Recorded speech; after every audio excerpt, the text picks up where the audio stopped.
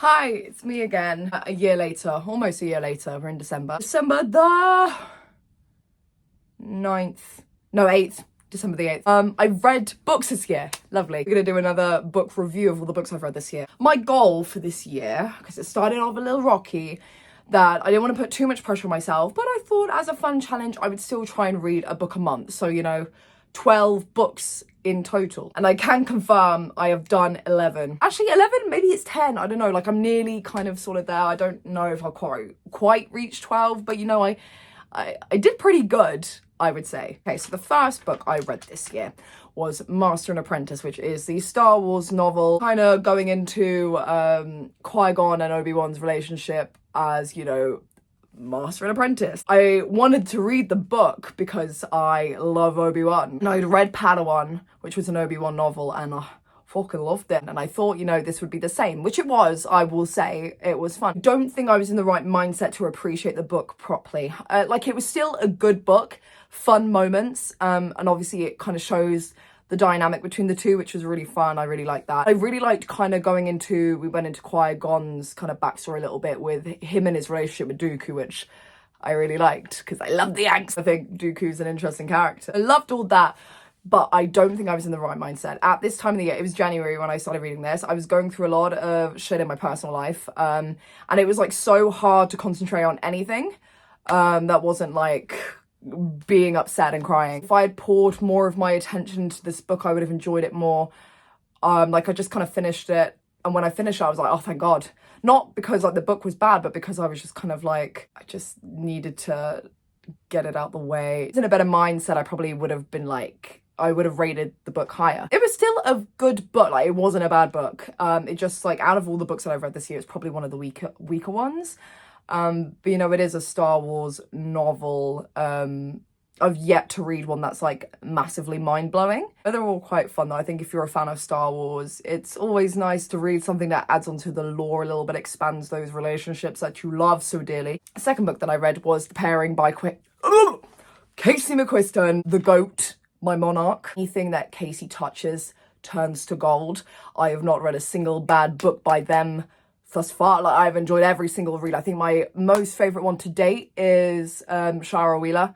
That's a banger of a book. I think it's still my favourite. Yeah, I borrowed The Pairing off of a friend. Again, while I was still in kind of a rocky place in my personal life. But you know what? This one kind of reached me out of my slump a little bit. It actually kind of made me go, wow, maybe life is worth living. Maybe love is real.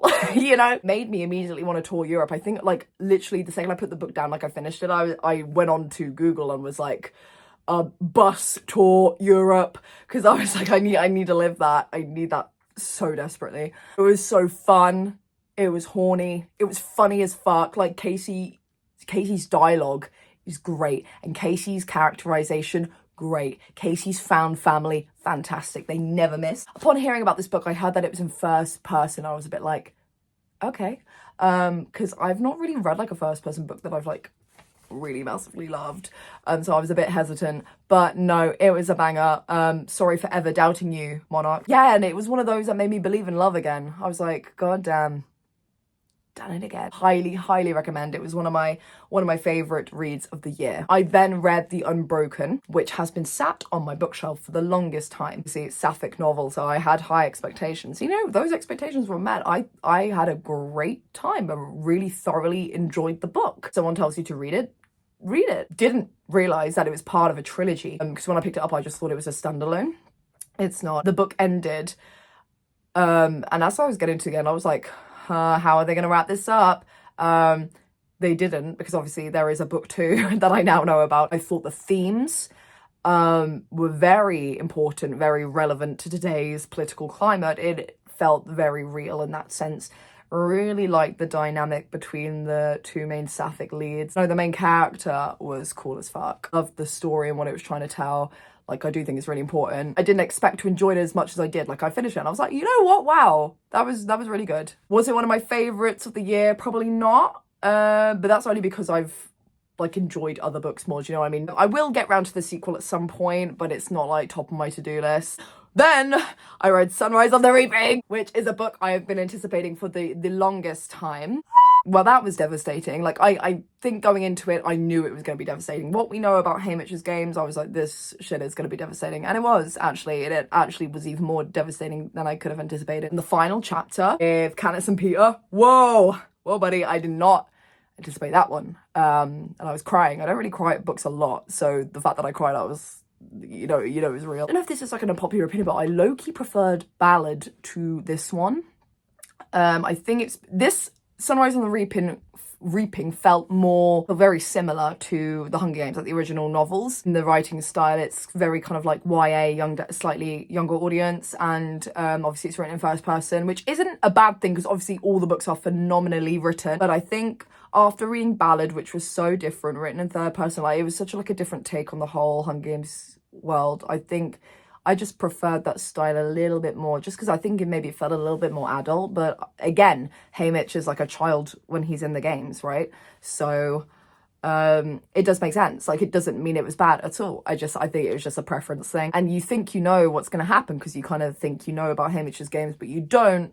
And it's actually so much worse than you could ever have imagined. And I'm very excited for the movie.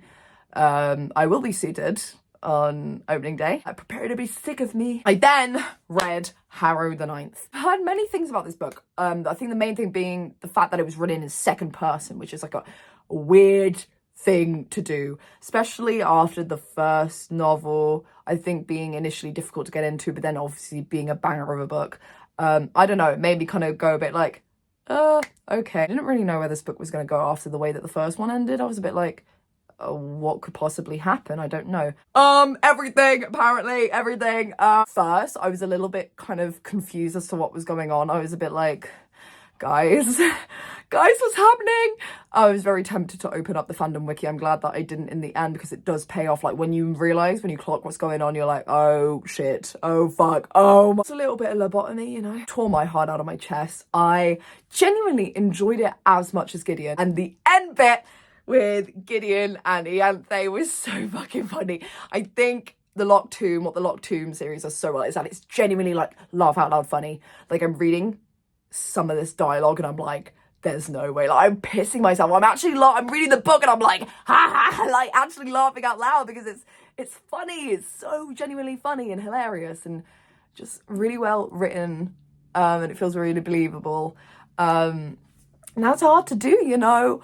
They do humour so well in the Locked Tomb series. Give it a chance, because I feel like when you start reading Harrow, you're a bit like, maybe this isn't for me. I don't understand what's going on. It feels like it's leading nowhere. No, don't do that. Mistake. Keep with it.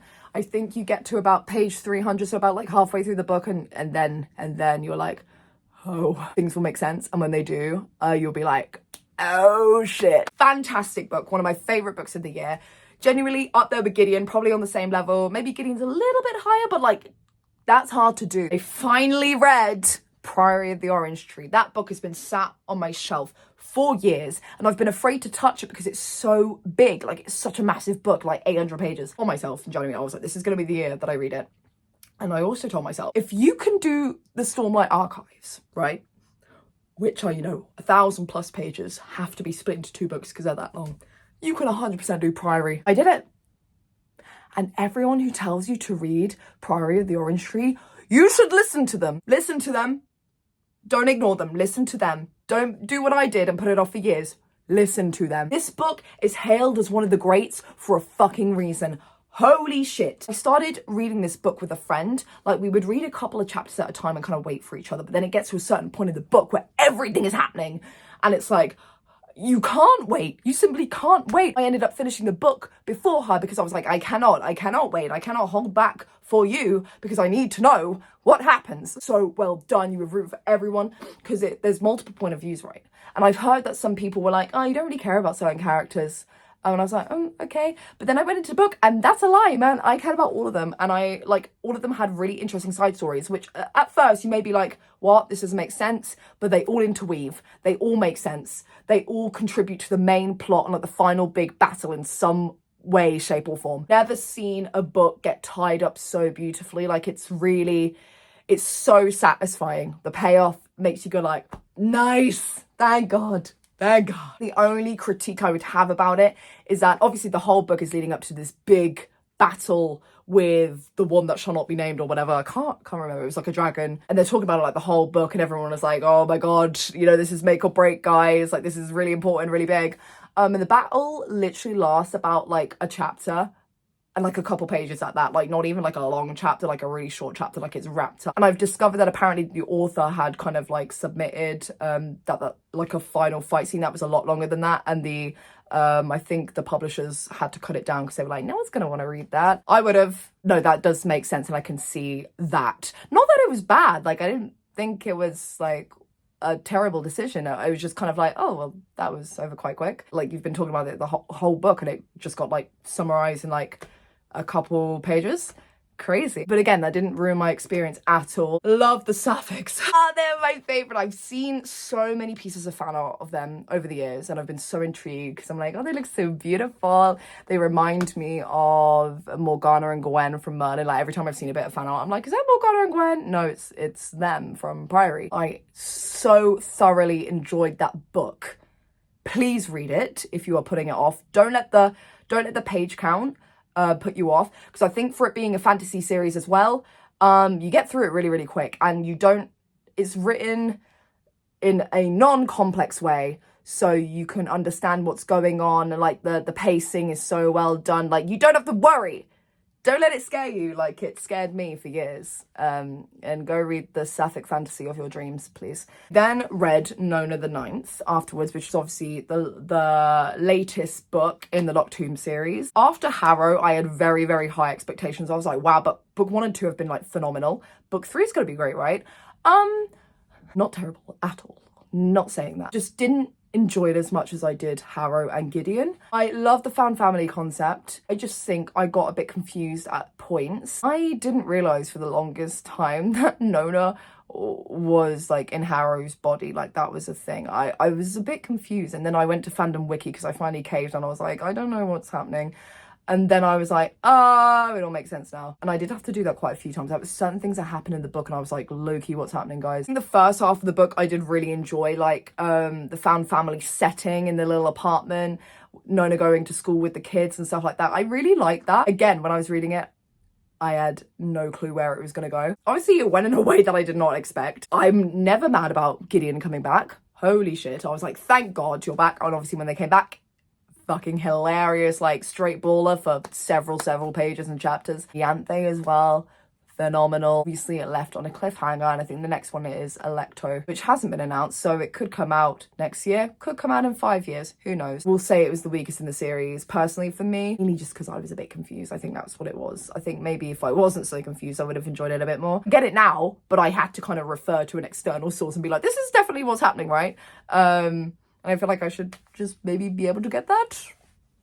Maybe. Loved Nona as a character. I think that's what sucked the most, is that I grew to love Nona so much. That's my sweet summer child. And then she just kind of gets ripped away from you at the end. Like you've taken this whole book getting to grow and love Nona and Nona's found family, and then that just kind of gets taken away from you, which is quite sad. Obviously it's part of the plot, has to happen or whatever in order to get Harrow back specifically, which, you know, I guess for the greater good, I guess, but it's still devastating. I then read Pride and Prejudice because I got this gorgeous copy when I went to go and see my friend in York, and I was like, you know what, I've barely read any classics in my life, right? I do like Pride and Prejudice. I've read several adaptions and I've watched the adaptions and loved and enjoyed it. If I have enjoyed Pride and Prejudice media this much, I think it's time to read the original, right? I think I was a bit worried that maybe I wouldn't like the way that it's, because obviously it was written quite a long time ago. I've never read any Austen before, that maybe the way it was written would confuse me and make me not enjoy it as much. I think when the book started wasn't the case. I was following it quite well, and obviously in my head I've kind of got the plot going from, you know, the movie and the TV show and stuff like that. Like I know what happens. Halfway through I just got a bit bored and was losing interest a little bit. I wasn't rushing to finish it, even though it was meant to be a quick, easy read because it's only like 200-300 pages. It was fine. Like I read it, it didn't really do anything for me. Maybe I'm just not meant to be a classics girly. The book was gorgeous. Like the copy that I've got, it's so pretty. And also like the confession at the end, I think because I'm so like used to kind of watching the TV show and the movie and stuff like that, I think I had that in my mind. So when I read it in the book, I was a bit like, yeah, I felt a bit underwhelmed, I suppose. Because obviously in film and TV adaptations, they're meant to be more dramatic, aren't they? To be entertaining. But in the book, it was just kind of like, oh, by the way, I didn't actually hate you. Yeah, no, me neither. Shall we get married? Yeah, sure. That's what it felt like. But I'm glad I read it. It was a classic and it was a bit of a challenge, even though I was kind of bored in places. Now I can say that I've read it. Maybe in a few years I can come back to it with a fresh mind and maybe enjoy it a bit more. Then I read The Jasmine Throne. Again, another sapphic great that has been sat on my bookshelf for a very long time. Gorgeous setting. Gorgeous characters, quite easy to read for a fantasy book, like pick up on the lore and kind of what's happening. I thought that was quite cool. Kind of like the whole servant princess dynamic, like them being stuck in that tower was quite delicious to me. I didn't find myself that invested. I don't know why. Maybe it's because there was other stuff going on in my life at the time, but it was just, I enjoyed it still. It wasn't like I was rushing to finish it being like, oh my god, amazing.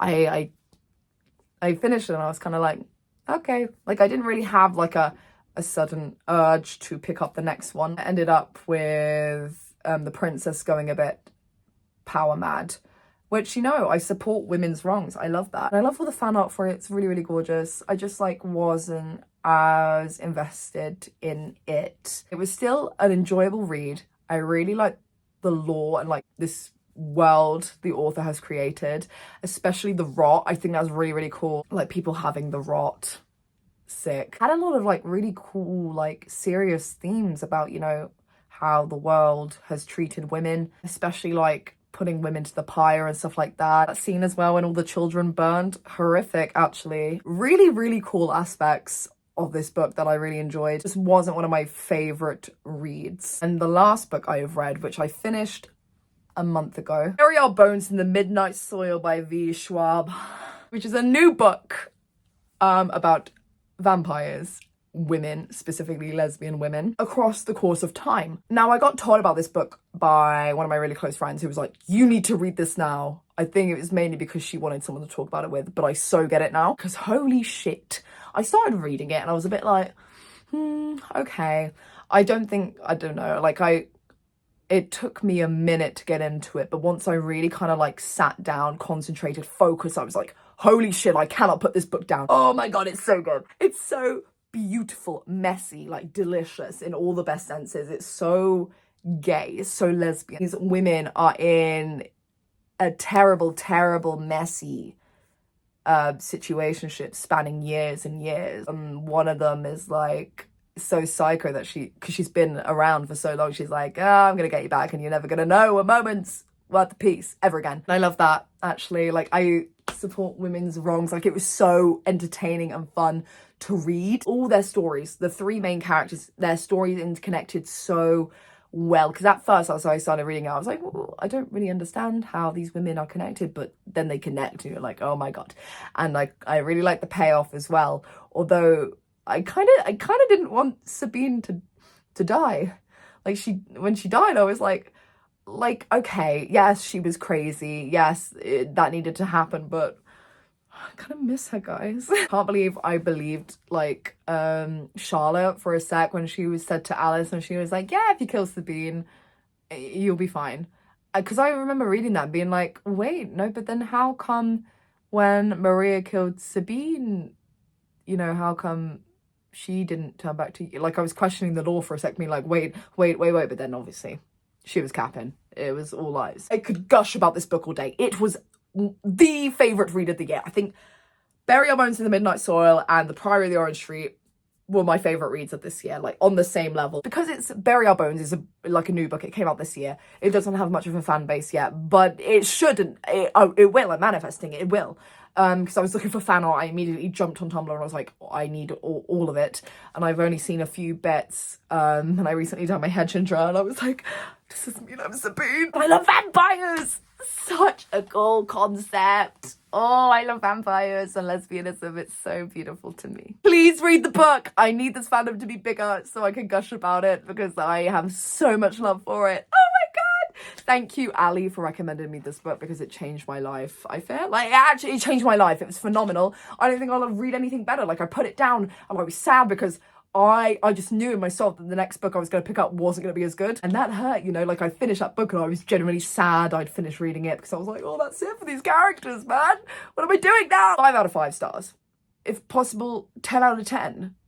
11 out of 10 even. Read this book. Please read this book. And what I'm reading currently right now, A Darker Shade of Magic by V. Schwab. I finished Bury Our Bones by V. Schwab, which I fucking loved. And I was like, well, and I really enjoyed V. Schwab's style of writing as well. So I was like, well, if I enjoyed that one so much, surely, you know, A Darker Shade will also be like phenomenal. Really, really good. 100 pages into A Darker Shade of Magic. It's not terrible. I'm just a little bit bored. Like, I don't feel that invested. I think the only bit I was invested in was when it switched to Lila's point of view. All this stuff with Kel at the minute, like, it's okay, but I'm not loving it. Maybe it's because I keep comparing it to Bury Our Bones. But you know, I'm a third of the way through the book now, so I've got to kind of see it through to the end. Like, it's only 300 pages. I can definitely do that. I've heard so many good things, so I want to stick it out, but I'm about like 120 pages in and I'm not massively loving it. That's all my books that I read this year. So just to summarize, my favorites being Priory, the Orange Tree and Bury Our Bones in the Midnight Soil. But also memorable favourites being The Pairing, Sunrise on the Reaping, Harrow the Ninth, and that is it. Love to be back next year. I'm hoping to also try and read about 12 next year, but we'll see where life takes us. Hopefully I've inspired you to maybe pick up one of these books and to get on that. And yeah, peace. See you in 2026.